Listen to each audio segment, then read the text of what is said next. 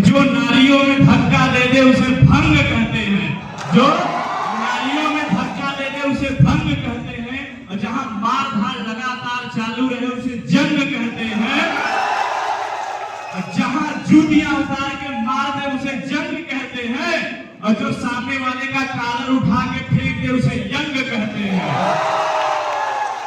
तो एक बार ऐसी कंडीशन बनती है एक प्रेमी और प्रेमिका के बीच।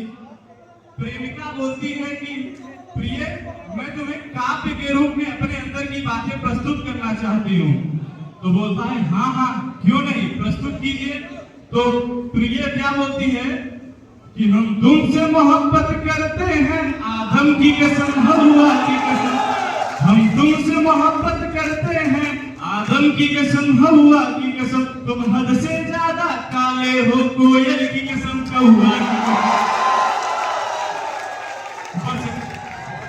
बस कमर तुम्हारी मोटी है जामुन की कसम, महुआ की कसम, हम तुमसे मोहब्बत करते हैं आदम की कसम, हवा की कसम, बस नाक तुम्हारी लंबी है लौकी की कसम, लौवा की कसम, तुमसे मोहब्बत करते हैं आदम की कसम, हवा की कसम, बस बाल तुम्हारे घुंघराले हैं झांकी की कसम, झौवा की कसम, तुमसे मोहब्बत करते हैं आदम की कसम, हवा की कसम। आजकल की मीडिया देखेंगे हर जगह पहुंची हुई रहती है, कहीं कोई भी कंडीशन हो मीडिया सबसे पहले पहुंचती है, बाकी पड़ोसी बाद में। जैसे ही एक कंडीशन बनती है, सावन के महीने में बहुत ज्यादा बाढ़ आया था, हमारे बगल वाले राज्य में मीडिया वाले पहुंच गए, बाढ़ में डूब रहे हैं लोग, और ऐसे लगा के माइक, 2 हाथ का माइक मुंह में घुसा दिया, बोला भाई साहब इस समय आपको कैसा फील हो रहा है। आदमी जब डूब रहा था बोला एक बार मुझे बाहर निकाल, फिर मैं बताऊं मुझे कैसा फील हो रहा है। एक जगह बम ब्लास्ट हुआ, उसमें सारे लोग मारे गए लेकिन एक लोग बच गए। तो मीडिया वाले ये नहीं पूछे कि भाई बम ब्लास्ट कैसे हुआ, क्या हुआ, वो आए और पूछे ये बता भाई तू बच कैसे गया। अब बताता है कि पहले बम मेरे पास आया, गट गट गट गट गट, फिर उसके बाद वो धीरे से चिल्लाया, गट गट गट गट गट, मैं बम हूं, आप बुरा न माने तो मैं फट जाऊं। तो मैंने बोला क्यों नहीं, फिर बम मेरे पास आया, अब बोला फुस।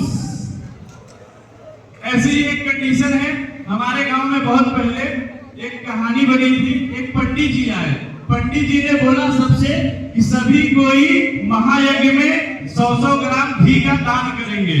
सभी कोई ने कर दिया, और पंडित जी ने बदले में बताया अगर 100-100 ग्राम घी दान करेंगे तो आप 7 साल तक रोग बीमारी और ग्रहों के चक्कर से बचे रहेंगे।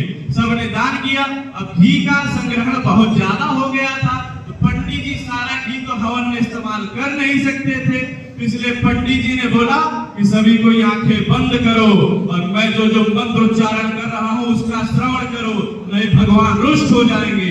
सभी ने आंखें बंद की, पंडित जी मंत्रोच्चारण करने लगे और उधर अपना डिब्बा खोले और घी तड़ाक तड़ाक भरने लगे, टक टक टक टक टक टक। फिर उसमें एक संस्कृत का जानकार बालक था, वो देखा, बोला घृतम चोरम घृतम चोरम। पंडित जी समझ गए कि लड़का मामूली लड़का नहीं है, बोले शांत बालक, आधा तोरम आधा मोरम स्वाहा। तो इसी के साथ मैं अपनी बातों को समाप्त करता हूँ। मैं Dharmendra Pandey from electronic branch, बहुत बहुत धन्यवाद।